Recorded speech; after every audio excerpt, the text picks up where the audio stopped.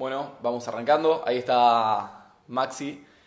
Arrancamos, invito a Augusto Salvato y le damos inicio si les parece.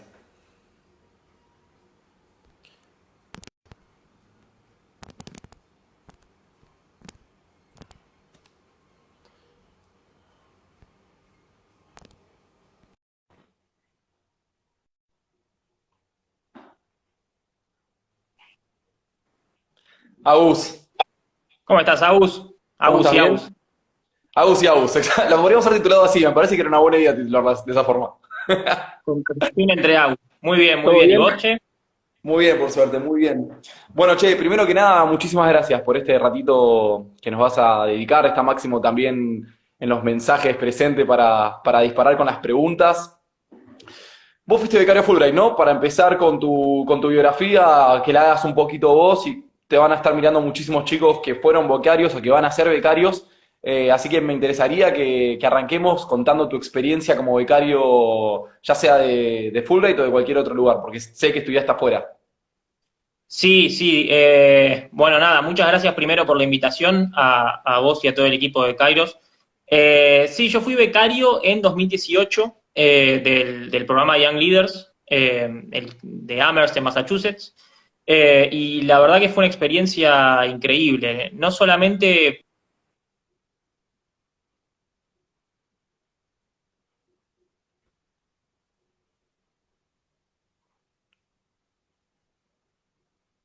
A ver, creo que ahí, Agus, lo perdimos un segundo.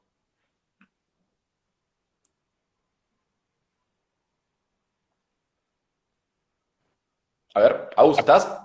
¿No? ¿Ahí va mejor? Ahí, te perdimos un segundo. Ya estamos de vuelta. Sí, sí. Ok, no, bueno, te comentaba que sí, que fui programa fui becario del programa Young Leaders en 2018, que es una experiencia increíble, no solamente por lo que tiene que ver con lo que incorporás, el conocimiento, digamos, que eventualmente vas incorporando, sino por el grupo humano que se genera y la capacidad de tender puentes entre distintas disciplinas, entre personas que piensan distinto. Eso es, creo, lo que más me llevo y lo que más me deja, digamos, esta experiencia de Fulbright.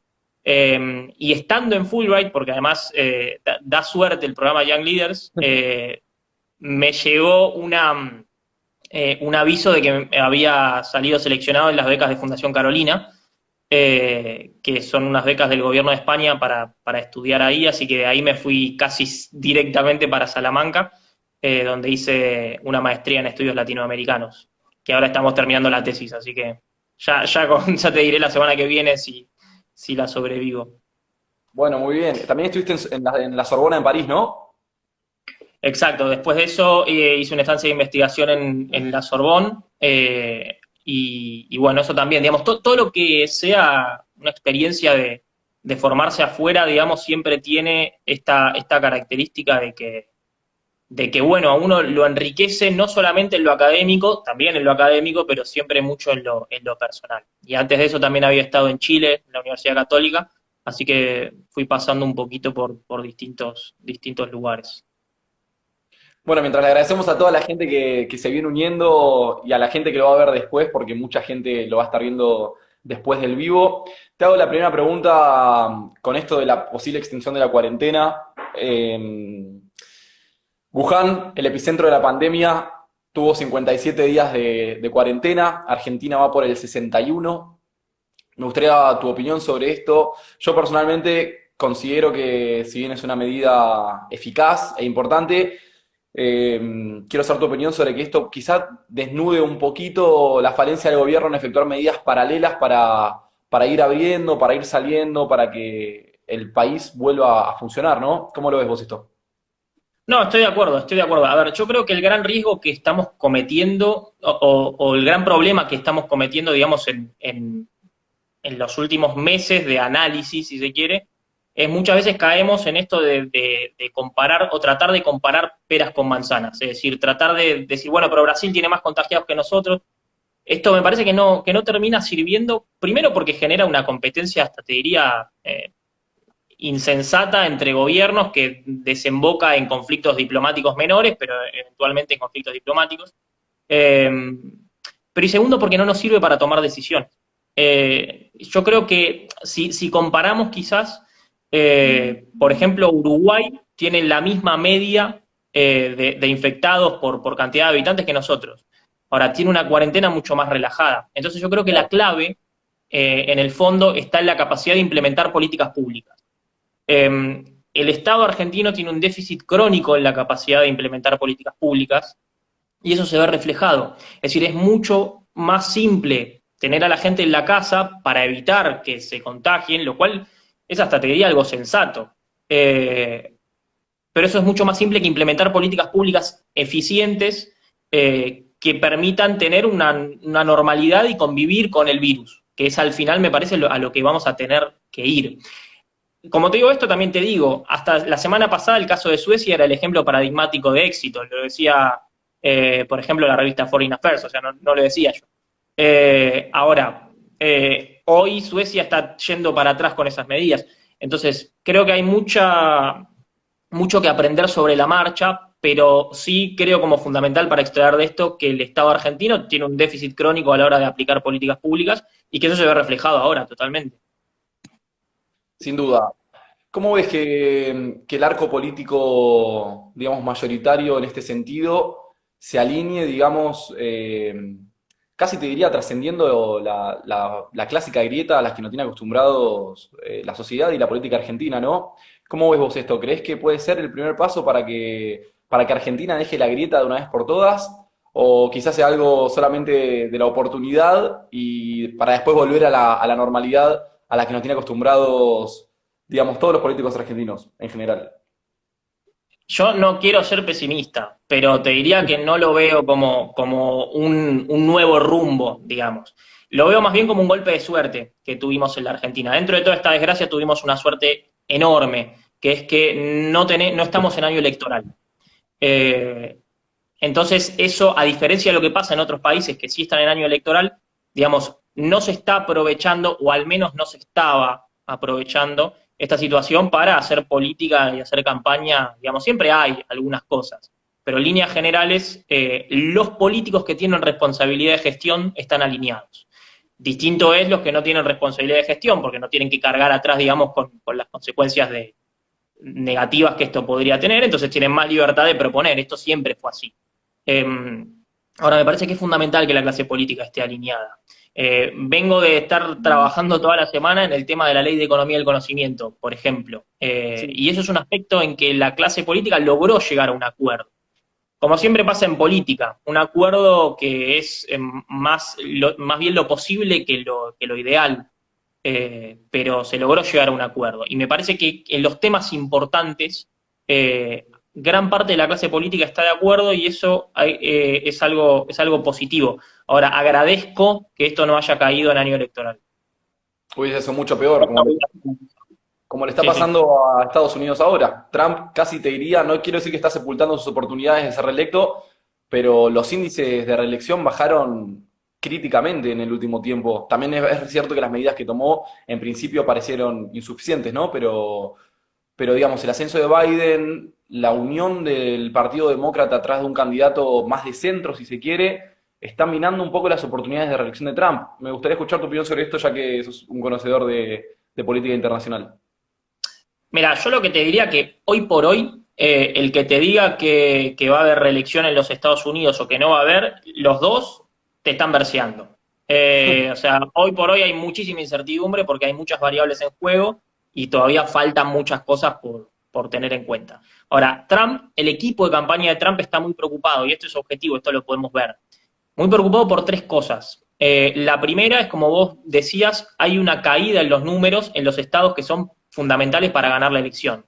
Principalmente Florida, Wisconsin, Pensilvania, Michigan. Estos estados le están dando todos, te diría, por 3, 4 puntos por lo menos a Biden. Y el que gana esos estados gana la elección. Entonces, por eso en parte Trump está muy preocupado. Recordamos El a segundo, algún señor que esté mirando y que por ahí no esté tan familiarizado con el sistema político norteamericano, que en Estados Unidos los estados consiguen delegados que van a votar luego en el colegio electoral, en una especie de colegio electoral, al presidente. Es una especie de democracia indirecta, digamos. Cada estado, exacto. en base a su cantidad de habitantes, tiene una cantidad de delegados distinta. Claro, por lo cual en líneas generales no importa, tanto cuántos votos sacás, sino más bien quiénes te votan, en el sentido de quiénes, los estados. De Entonces hecho, estos Hillary tuvo estados, más votos que Trump. Tuvo 3 millones de votos sí, más y perdió las exacto. elecciones. Exacto. Y por eso te digo que estos estados son clave y en este momento están todos del lado demócrata. Ahora falta mucho. Otro elemento que te diría que es fundamental y que está preocupando mucho a Trump tiene que ver con la pérdida de poder político hacia adentro de su propio partido y con los gobernadores. Eh, Esto evidentemente lo están notando en el equipo de campaña y necesitan, digamos, porque está perdiendo poder político, necesitan cambiar la estrategia. Y por último, la pérdida de un argumento sólido de campaña. ¿Cuál iba a ser la única palabra que iba a decir Trump en toda la campaña? Jobs, trabajos. El desempleo en Estados Unidos llegó a una cifra récord en la historia, por lo cual eso ya no lo puede decir, por cuestiones relacionadas con el coronavirus, obviamente. Entonces va a tener que virar su estrategia de campaña hacia algo mucho más nacionalista, mucho más identitario, y eso se está notando, y mucho más anti-China, lo cual es un peligro también para la situación internacional. Te quería llevar justamente para ese lado. Y hablando un poquito de lo que era el título de la charla, que era del mundo post-pandemia, ya había una guerra comercial entre Estados Unidos y China, que ahora se profundizó aún más. Hoy Trump salió con unas declaraciones explosivas, diciendo que la única causa del problema pandémico mundial es la ineficiencia y la incapacidad de China de resolver crisis. Me gustaría escuchar tu opinión sobre esto. ¿Qué pensás que puede llegar a pasar? Acá Joaquín Villalba en los comentarios nos había dejado un mensaje. Nosotros les pedimos a nuestros seguidores que hagan preguntas sobre tu aparición y sobre tus opiniones. Dice, ¿cuál sería el escenario de un posible default en medio de la pandemia? Yo la ampliaría un poquito más, gracias Joaquín por la pregunta, y te diría, ¿cuál sería el escenario de una crisis económica y financiera mundial post pandemia? Sobre todo teniendo en cuenta que hay voces que se empiezan a alzar en virtud de una flexibilización en el reclamo de las deudas a los países en desarrollo, y cómo afecta esto en la guerra comercial entre Estados Unidos y China. Bueno, mira, yo te diría lo siguiente, en el mundo hay dos potencias que son necesarias y suficientes para salir de la crisis que estamos a nivel internacional. Esas dos potencias son Estados Unidos y China. Ninguna otra es necesaria. Puede sumarse, puede estorbar, pero ninguna otra es tan necesaria como estas dos. El mundo del G2, podríamos decir. El tema con eso es el siguiente. Hay distintos escenarios. Estas dos potencias pueden elegir colaborar o no colaborar, y de eso va a depender el mundo en que nos enfrentemos post-pandemia.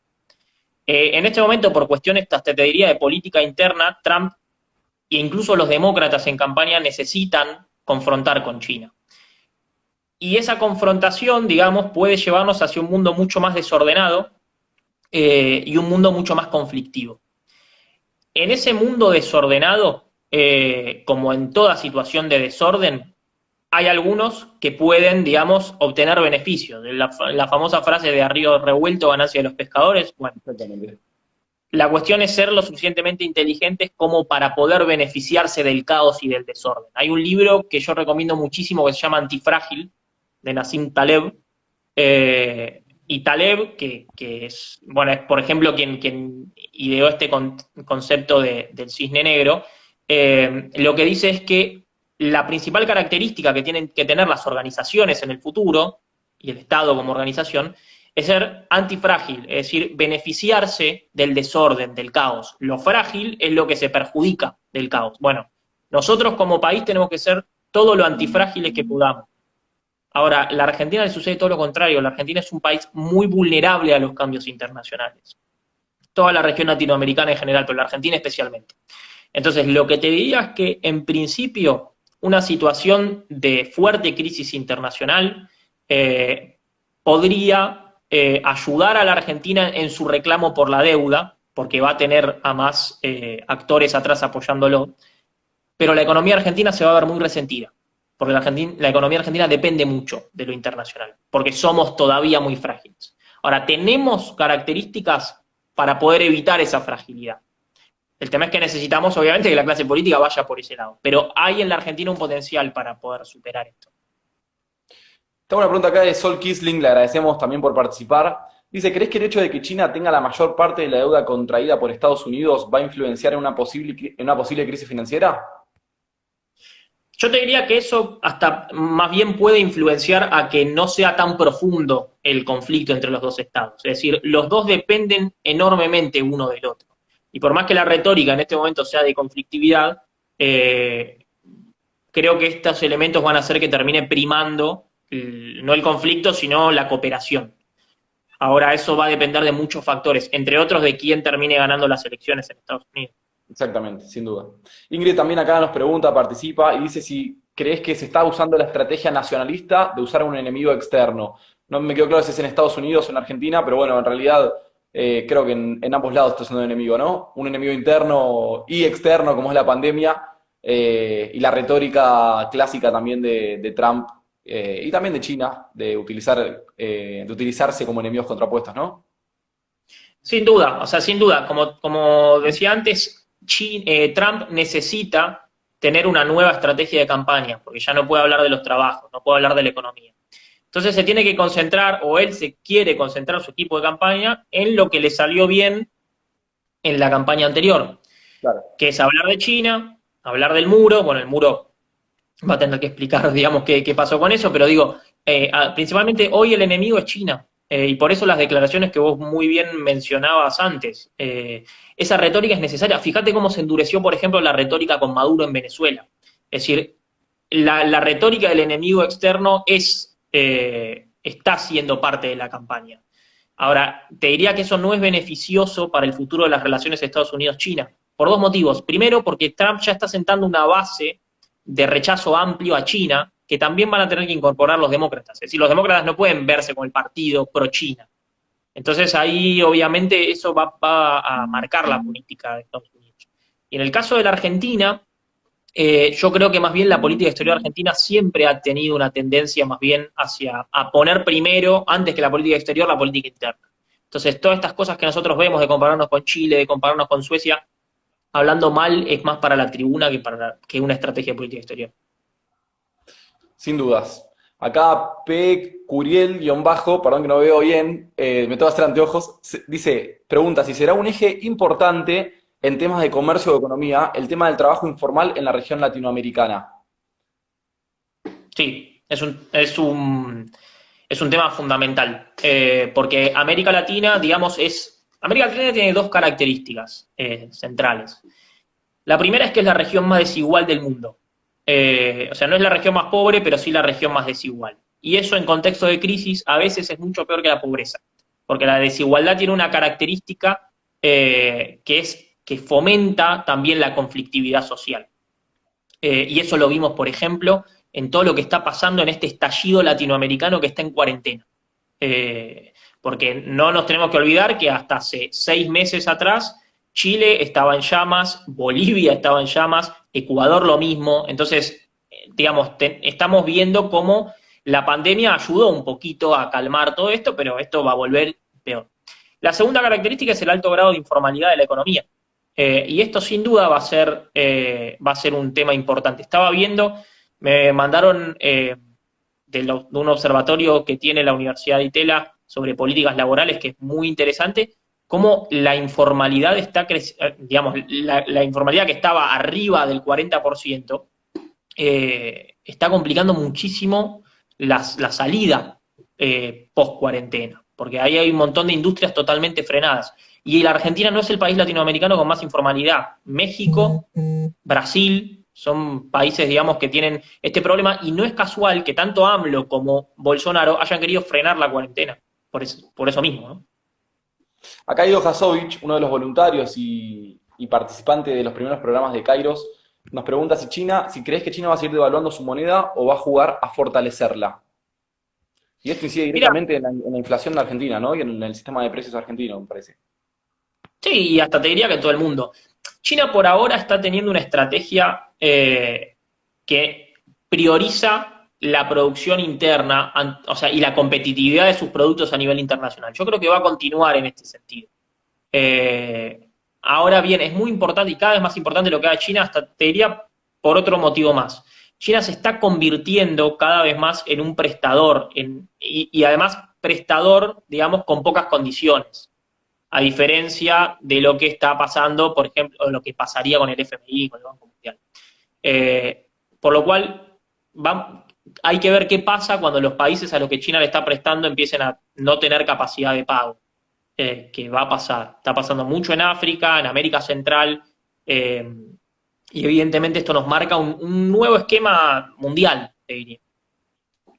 Sin duda, acá justo Julio nos hace una pregunta que me venía revoloteando en la mente sobre la relación directa de la pandemia con la globalización. Están empezando a ver varias notas de opinión en este sentido de los portales más prestigiosos del mundo, donde se establecen o se visualizan los riesgos de los países de cerrarse, ¿no? De volver a un sistema westfaliano, te diría, que lo que hace en realidad es fomentar políticas nacionalistas, generar algún tipo de rechazo hacia el extranjero, eso hacia lo distinto, eso desde la parte política, digamos, y desde la parte económica, asimismo, que se produzca el efecto contrario a lo que veníamos hablando antes del tema del reclamo de las deudas, ¿no? Por ejemplo, de las deudas de los países subdesarrollados y los países en vías de desarrollo. Me parece que el cierre de las fronteras provoca que se empiece a priorizar meramente lo interno, meramente la producción interna, por ende dejar un poco las relaciones internacionales económicas en un segundo o hasta tercer plano, te diría, teniendo en cuenta que esto es una tendencia que desde la crisis de la subprime en el 2008 se viene sucediendo, ¿no? Un poquito en el 2009, en 2011, el ascenso a Trump que terminó, digamos, ratificando esta cuestión, y la última y más importante quizás fue el Brexit, con un golpe político y económico en este sentido, ¿no? ¿Cómo ves vos a la globalización? ¿Está en riesgo con la pandemia? Mirá, yo te diría lo siguiente, bueno, como vos bien decías ahí, la nota de The Economist marcó tendencia porque se empezó a hablar de esto muchísimo. Te diría lo siguiente, el mundo que se viene tiene al menos tres características. La primera es menos multilateralismo y una globalización distinta. Llamémoslo crisis, no llamémoslo crisis, te diría una globalización distinta. Probablemente el flujo de personas y de capitales se va a ver restringido, lo mismo que el flujo de productos. Ahora, eso no quiere decir que haya menos globalización. Eso quiere decir que vamos a avanzar hacia una forma distinta de conectarnos. Y esto está relacionado con el segundo pilar que te quería marcar, que es la tecnología como un elemento fundamental de esta nueva realidad en el mundo. Hoy en día vamos a ver, creo, cada vez más una globalización basada en la tecnología, como ya lo veníamos viendo antes. Y el tercer pilar es un mundo mucho más desordenado, que es lo que te decía antes. O sea, estas son las tres características. Ahora, ¿cuál es el tema con la globalización? La globalización viene siendo cuestionada fuertemente, te diría, hasta desde fines de los 90. De fines de los 90 ya empezó a haber algunos movimientos, en este momento más bien de izquierda, que cuestionaban la globalización y las consecuencias de la globalización y demás. Eso tuvo tres golpes claves en los últimos 10 años, 12 años. El primero fue, como vos decías, la crisis 2008-2009, y ahí empezamos a ver cómo surgían partidos, especialmente en los países centrales, que nacían de un cuestionamiento a la globalización. El segundo golpe es la crisis entre Estados Unidos y China, es decir, posicionando en realidad a China como el garante del libre comercio en el mundo. Algo totalmente paradójico, si tenemos en cuenta que China es un estado supuestamente comunista. Y el tercer golpe es este. Entonces la globalización se viene viendo afectada en los últimos años. Yo creo que vamos a avanzar hacia una globalización distinta. Y creo que esto es muy difícil de analizar porque tenemos que pensar afuera de la caja en este sentido. O sea, no vamos a volver al mundo de Westfalia. No vamos a volver al mundo de los 50, porque eso es imposible. Tenemos que pensar en un nuevo concepto. ¿Sabés qué? El otro día estaba leyendo una frase de Henry Ford, que él decía, si yo le hubiera preguntado a la gente qué querían que haga, me hubieran dicho caballos más rápidos. Claro, el auto no es un caballo más rápido. Y yo creo que lo que tenemos que pensar es en términos de autos, de cuál es el nuevo concepto que vamos a ver a partir de esto. Te lo ato, justamente leí tu nota en El Economista de ayer, ¿no? ¿Fue la nota? Sí. De ayer en El Economista, donde hablabas de un tema que se habla poco y de que me parece que es muy interesante. Me quedó marcada la frase de Pablo Krochenov, que yo lo admiro mucho y lo leo mucho, sobre los ciclos de ilusión y de desencanto en Argentina, ¿no? Venimos de un gran ciclo de desencanto, en el medio un microciclo de ilusión con los superávit gemelos de Néstor y de Cristina, pero parece que ahora está surgiendo, o te diría hace un tiempito, viene surgiendo una industria muy importante en Argentina a la que vos haces referencia, dentro de la economía del conocimiento, ¿no? Dentro de lo que es toda la cuestión de servicios tecnológicos, lo que son las empresas unicornio. Me gustaría que le cuentes a la audiencia, les sigo agradeciendo a toda la gente que se viene sumando y que deja sus saludos. Contanos un poco sobre esto, ya que les recomiendo la nota, después la vamos a colgar en el portal para que la lean, igual la nota del economista de AUS, donde hay una industria de la que en los medios no se habla tanto, ¿no? Hablamos mucho de soja, hablamos mucho de trigo, hablamos mucho de materia prima, pero hablamos poco de la economía del conocimiento, de una industria que en Argentina no te diría que es emergente, sino que está más bien muy desarrollada con respecto no solamente a los países de la región, sino también a países más desarrollados que el nuestro, ¿no? Contanos un poquito sobre eso, sobre la potencialidad de Argentina en materia tecnológica, que pareciera una fantasía, pero que me parece que es más una realidad. Sí, sí, totalmente. A ver, con respecto a lo que hacías referencia de los ciclos de ilusión y desencanto, la Argentina es un país que tiene una característica que es vista en pocos otros países del mundo, que se llama volatilidad extrema. Es decir, si vos ves el ciclo de crecimiento de la Argentina, es mucho más volátil que los de otros países. O sea, cuando hay una crisis muy fuerte, pero cuando nos recuperamos muy rápido. Y creo que esta es una característica fundamental y no tenemos que caer en eso. O sea, tenemos que tratar de tener un sistema mucho más estable. Ahora, yo ponía como título de la nota Argentina potencia tecnológica un poco para pinchar, eh, pero también es algo cierto. O sea, la Argentina es un país que, a diferencia de lo que se cree, tiene una potencialidad tecnológica enorme. Yo mencionaba ahí que, por ejemplo, para Coursera, que es la universidad digital más grande del mundo, eh, Muy famosa la por la... Argentina, totalmente, totalmente. La Argentina, según Coursera, es el país con mayor talento digital del mundo. O sea, esto quiere decir que nuestros programadores, nuestros especialistas en datos, son de los mejores del mundo. No importa si es el primero o es el segundo, son de los mejores del mundo. Y eso es reconocido en todos lados. La Argentina es el país latinoamericano con más unicornios per cápita. O sea, en términos absolutos, incluso tenemos más unicornios que España o que Francia. Claro. Unicornios, empresas que valen más de $1.000 millones, y especialmente basadas en tecnología. Vemos como, por ejemplo, hoy la empresa más importante de la Argentina es Mercado Libre. Ya dejó de ser YPF, es Mercado Libre.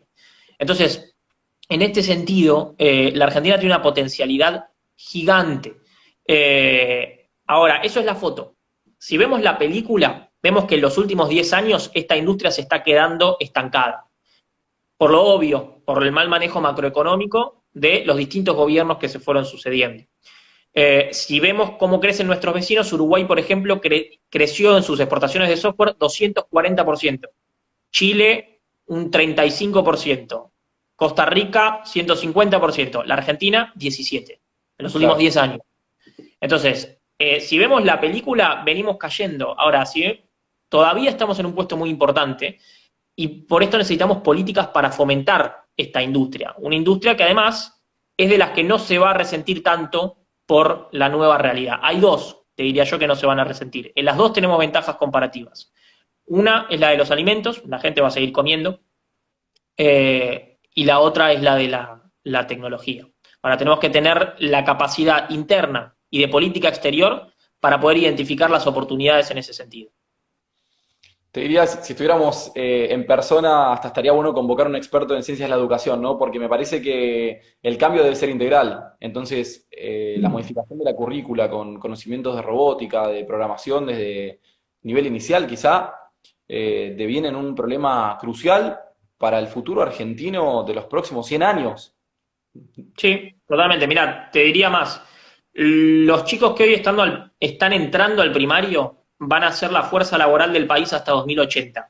Claro. O sea, en 2080 no tenemos idea de los trabajos que van a existir. Por eso tenemos que empezar a educar en las habilidades del siglo XXI. Yo esto lo digo siempre, la primer clase en la facultad. Es decir, a nosotros nos dan un montón de contenido, más nosotros, vos que estudiaste Derecho, yo Ciencias Sociales, o sea, mucho contenido.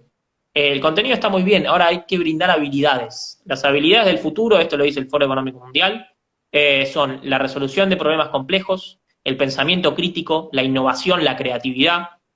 ¿Dónde te enseñan eso? Bueno, tenemos que empezar a enseñar eso en las universidades, en los colegios, porque de eso se trata el mundo que se viene. Sí, sin duda, y te diría hasta el mundo actual. Yo soy por ahí más una persona de leyes por una cuestión lógica de la carrera, pero eh, digamos, se nota mucho como el marco regulatorio de todas las cuestiones que hacen a los servicios que ahora son considerados esenciales, como por ejemplo delivery, está muy atrasado con respecto a la realidad, ¿no? Es cierto que siempre lo jurídico va por atrás de la realidad, siempre, y eso es inevitable, porque no se puede normar sobre el futuro, pero es increíble como, por ejemplo, tenemos aplicaciones como Uber, como Rappi, como Globo, como Pedido Ya, que no encuentran un marco normativo que las contenga, ¿sí? Ujú.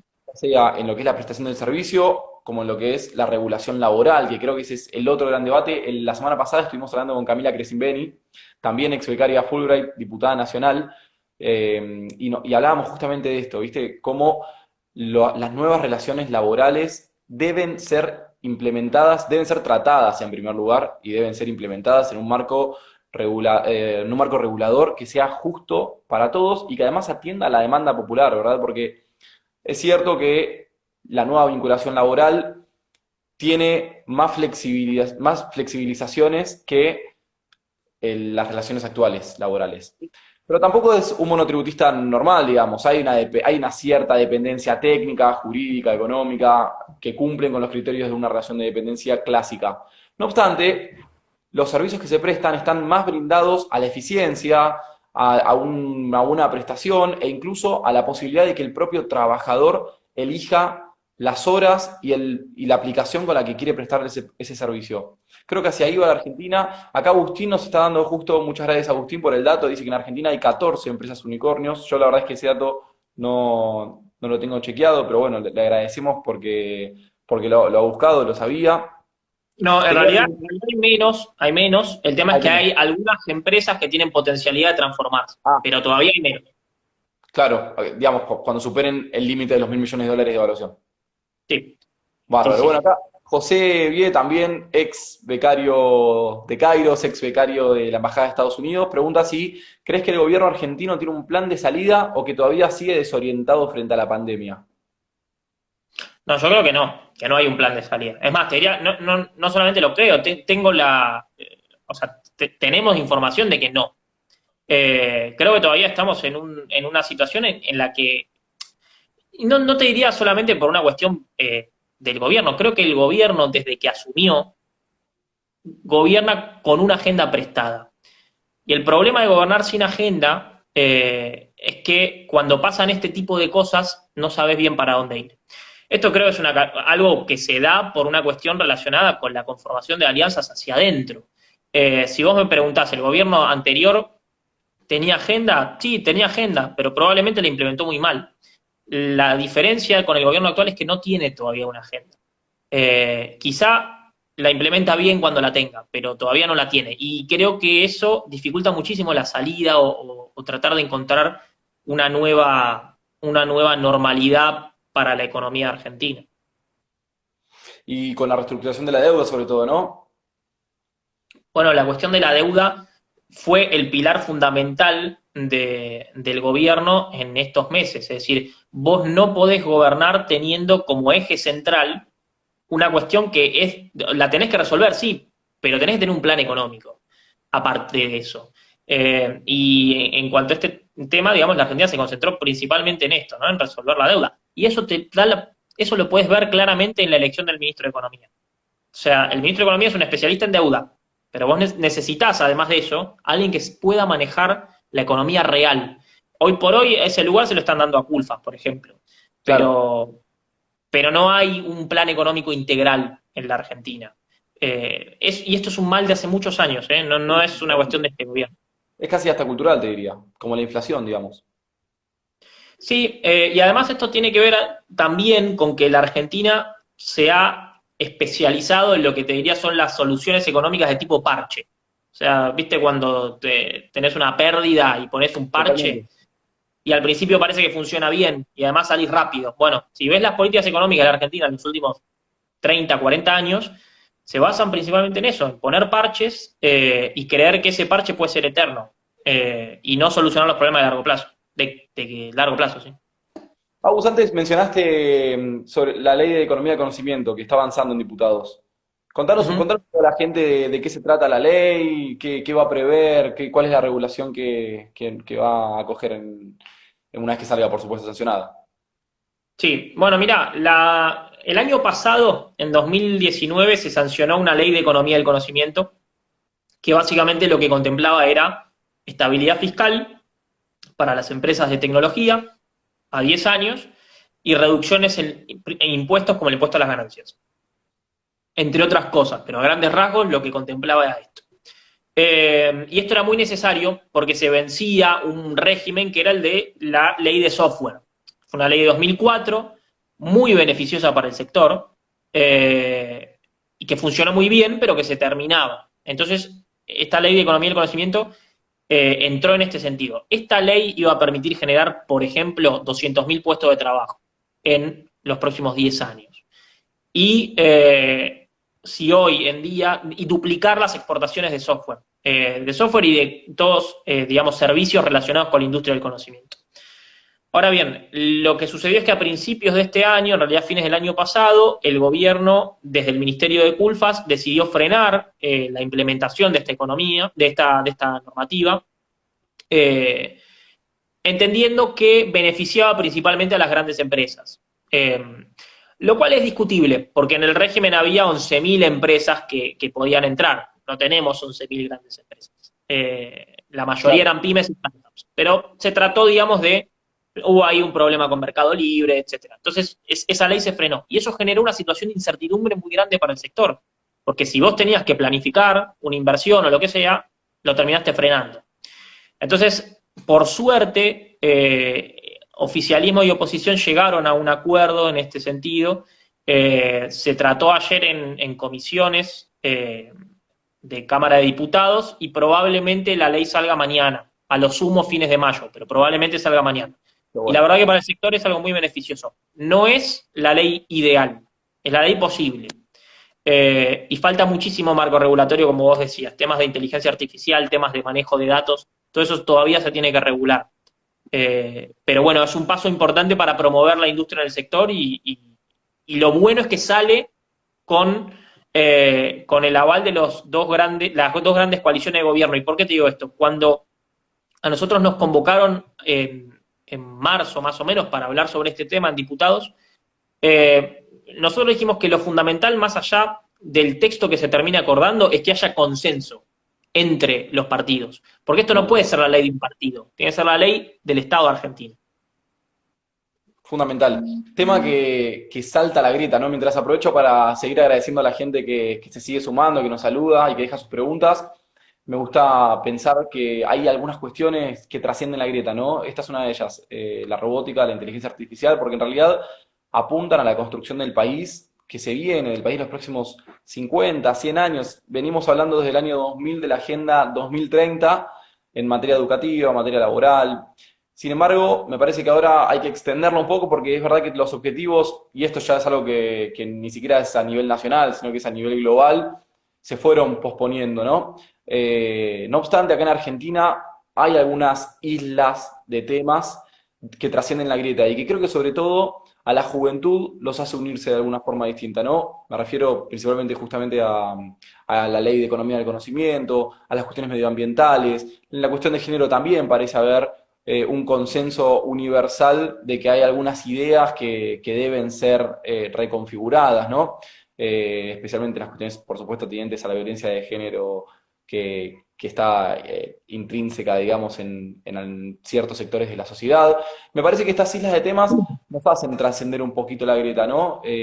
Tanto, digamos, a nivel político, desde los actores políticos, como a nivel social, que me parece que es lo más importante, ¿no? Cambiar un poco la cultura esta de la lógica amigo-enemigo que durante tanto tiempo le ha servido a tantos sectores políticos.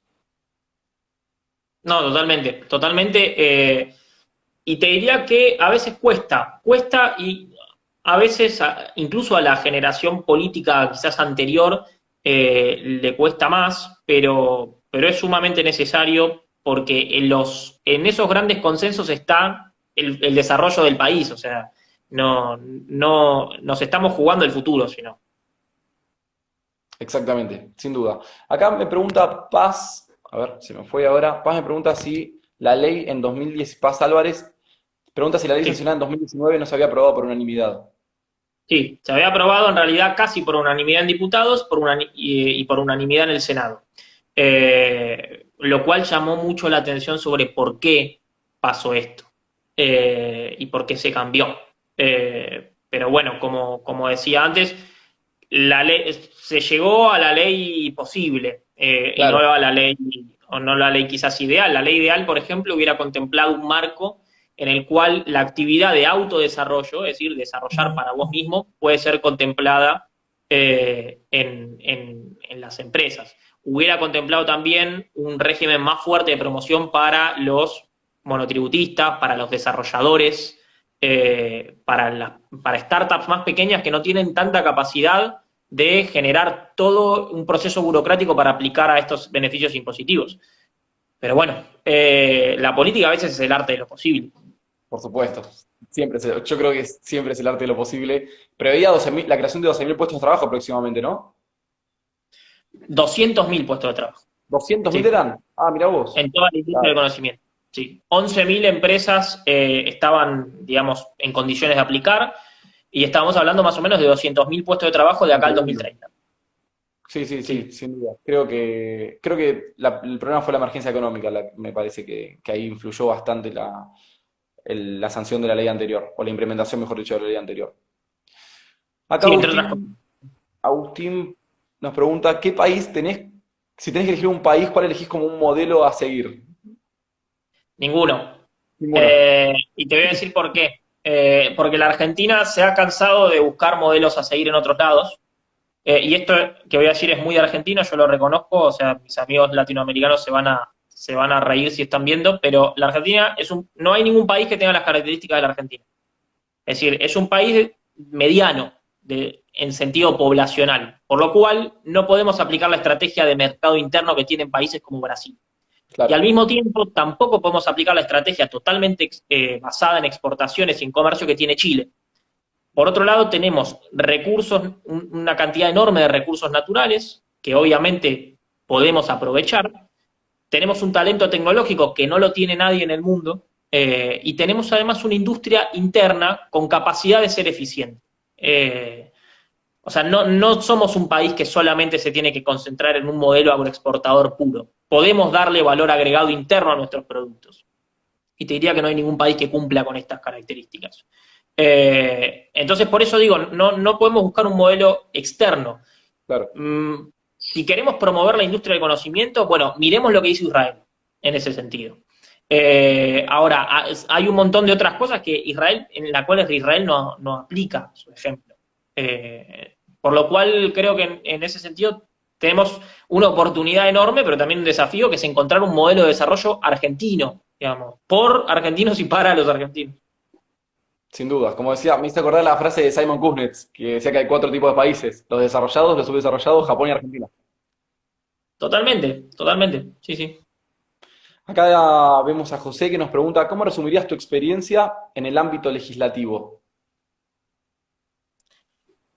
Yo no tuve mucha experiencia en el ámbito legislativo, te Yo creo que me diría. refiero más que nada a lo que fue el tratamiento de esta ley, al trabajo de esta ley, digamos, que se Ok, te vio con varios actores políticos importantes y trabajando, digamos, codo a codo, ¿no? En la sanción de esta ley. sí. Bueno, en ese sentido, sí, tanto Mateo, mi hermano, como yo estuvimos trabajando muy fuertemente en este tema, en dos lineamientos, te diría. El primero es generar conciencia en la sociedad sobre la importancia de este tipo de normativa y también en la clase política. Pero la verdad que hemos tenido una recepción bastante, bastante buena. Por otro lado, también notamos un interés muy grande por parte de distintos actores dentro principalmente de la Cámara de Diputados, porque salga esta ley y tratar de sacar un poco la cuestión política de lado. o el debate más pequeño. Sí, Entonces, claro. en ese sentido, nosotros, digamos, estamos contentos con el resultado, pero al mismo tiempo, bueno, creo que hay un montón de otras cosas que se tienen que tratar. La Argentina vive inmersa constantemente en, te diría, lo que podemos llamar la dictadura del urgente. Y nosotros necesitamos pensar en el largo plazo, pues la única forma de resolver los problemas que son urgentes, como la pobreza, como la desigualdad, como el hambre, es con políticas de largo plazo. Parece paradójico, pero es así. O sea, Sin vos duda. no podés plantear un modelo de país basado en los parches, que es lo que venimos haciendo. Sin dudas. Acá Sol dice que estaría muy bueno empezar a analizar a la Argentina como lo hizo Forja en su momento, con las diferencias propias normalmente. Y la invitamos a Kairos, que es a lo que nos dedicamos, así que queda más que invitada a Sol Kisling para que se sume y para que colabore con nosotros. Preguntan acá, ¿cómo afrontarías la dicotomía en estas islas de temas que nos unen a todos? Me gusta esta pregunta porque es cierto que todo tema tiene sus contradicciones, ¿no? Acá hay una gran necesidad de generar recursos y eso produce la explotación de recursos naturales y sin embargo hay una lucha medioambiental que llevamos a cabo y que no puede ser ignorada porque de cualquier otra forma no va a haber un mundo ni para explotar ni para vivir. Mirá, te diría que eso es un dilema que se está viviendo en todo el mundo. Sí, claro. Creo que la Argentina en ese sentido tiene la capacidad de poder explotar sus recursos naturales sin destruir el medio ambiente. O sea, te diría que hay algunas industrias, por ejemplo, lo que es la industria del litio, en la cual tenemos esa posibilidad y esa capacidad de hacerlo. Ahora, te soy completamente sincero, si yo tuviera la respuesta a la hora de poder, si se quiere, combinar esas dos demandas, me encantaría tenerla, pero la verdad que no la tengo. Son dos demandas totalmente contradictorias. Lo que sí te diría es que tenemos la capacidad de empezar a explotar en algunos sectores donde no podríamos generar tanto impacto negativo en el medio ambiente. Seguimos agradeciendo a la gente que se sigue sumando, a los chicos de todo el país, a las chicas de todo el país que nos visitan y que colaboran con nosotros diariamente en esto que es Kairos, que estamos empezando, que en cuarentena se vino complicando, pero que lo llevamos adelante con este tipo de actividades. Ya para ir cerrando, Agus, así no te sacamos más tiempo.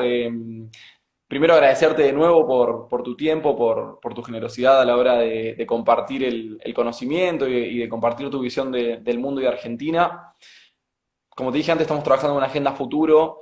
Me gustaría que, es una pregunta recurrente que le venimos haciendo a todos los invitados, me gustaría que, en breves palabras, por supuesto, me expliques un poco cómo es tu modelo de Argentina, cómo te imaginas la Argentina en 2030. Sé que es difícil porque hay un montón de luchas en el medio que ni siquiera conocemos y otras que están totalmente abiertas, pero ¿qué te imaginas vos en Argentina en 2030?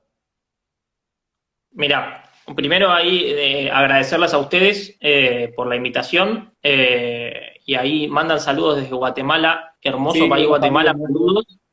unos amigos Eh, nuestros. hice mi tesis de grado sobre Guatemala, así que le tengo un cariño especial. Eh, Buenísimo. Y así muchas gracias porque que, ellos también la promocionaron, la charla, así que gracias a los amigos de AGD. bueno, gracias entonces. ¿Cómo veo a la Argentina en el 2030? Mira, yo te diría dos elementos en base a mi actividad o la actividad en la que me especializo.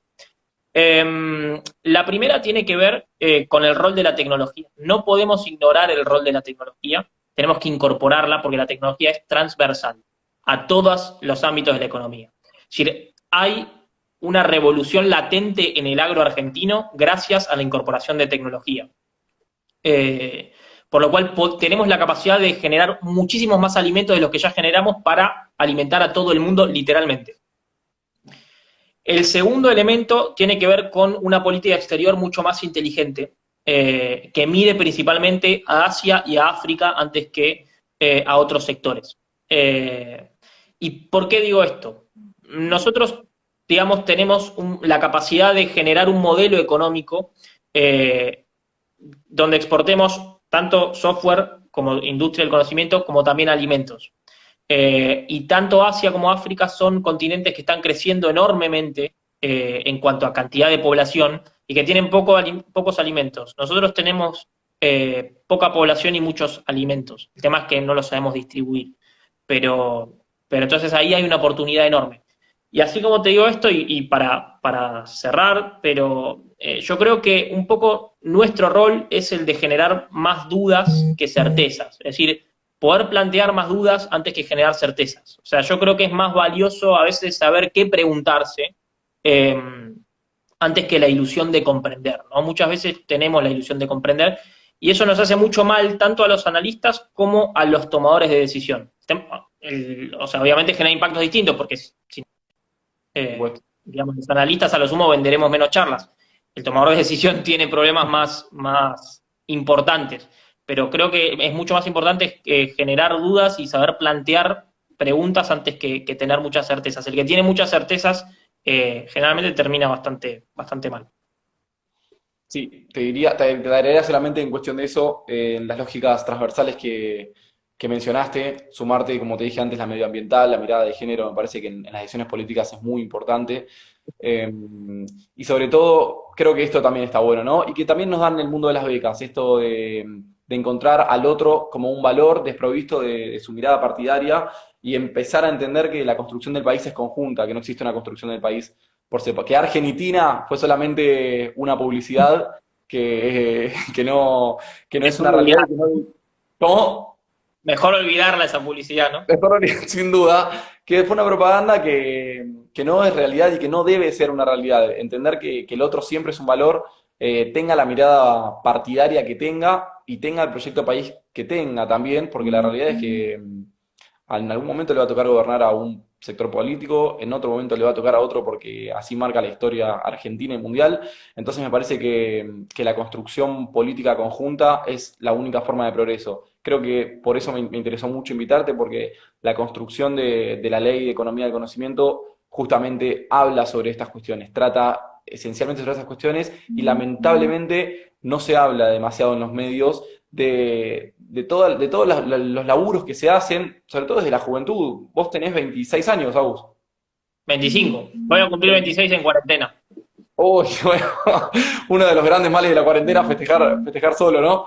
Sí, sí. Pero digo, me parece que teniendo en cuenta que somos la generación que se viene, que es la que eventualmente va a ser partícipe de la toma de decisiones de las políticas públicas de este país, es importante que entendamos eso, que el otro es un valor y que la construcción es conjunta, ¿no? Por eso también hacemos hincapié en las becas, ¿no? Ya que estamos, también le agradecemos a la Embajada de Estados Unidos por el apoyo de siempre en esto, cómo las becas sirven para construir lazos, para construir puentes que en otro ámbito no se logra, ¿no? Sentarse a la mesa con una persona que está quizá medio en las antípodas porque no hay pensamientos extremos. Hablamos solamente de personas que piensan distinto, ¿no? ¿Cómo sirve esa cuestión para darse cuenta de que a veces hay más coincidencias que divergencias, ¿no? Que hay un núcleo de coincidencias básico que es pétreo y que es una excelente base para construir, ¿no? Totalmente, totalmente. Y te agrego algo muy cortito, pero creo que en la Argentina históricamente siempre hubo muchas más coincidencias que diferencias entre los principales sectores políticos. El tema es que siempre hicimos más foco en las diferencias, por alguna razón. Entonces, coincido completamente con lo que decís y me parece que también el laburo que están haciendo desde Kairos es importantísimo para eso, así que los felicito y les agradezco otra vez por la invitación. Bueno, muchísimas gracias. Primero, gracias a Máximo que va a estar en otro Instagram Live, no sabemos el día todavía a definir, va a estar con Engumbi Sukama, que es el presidente del Instituto Afroargentinos. Vamos a hablar un poco sobre la cuestión de los afro en Argentina, de cómo la pandemia los afecta, así que aprovecho para vender esa charla. Agradecerte, Agus, de nuevo, porque sabemos que estás con una agenda ajetreada, sabemos que laburás mucho y nos encanta tenerte acá. Y una cosa más, abusando de tu generosidad, comprometerte, porque nosotros generamos año tras año un programa que se llama Jóvenes por la Democracia, donde visitamos a instituciones importantes para la política argentina y para la política de la ciudad. Así que comprometerte quizás a visitarte, a que nos des una charla cuando salgan los becarios, cuando salgan los invitados, para que sigamos debatiendo un poquito sobre el futuro de Argentina, ¿no? Por supuesto, 100%, cuando quieran. Buenísimo. Bueno, Agus, muchísimas gracias a todos por estar. Nos vemos en el próximo vivo de Instagram, ¿eh? Gracias. Buenas noches.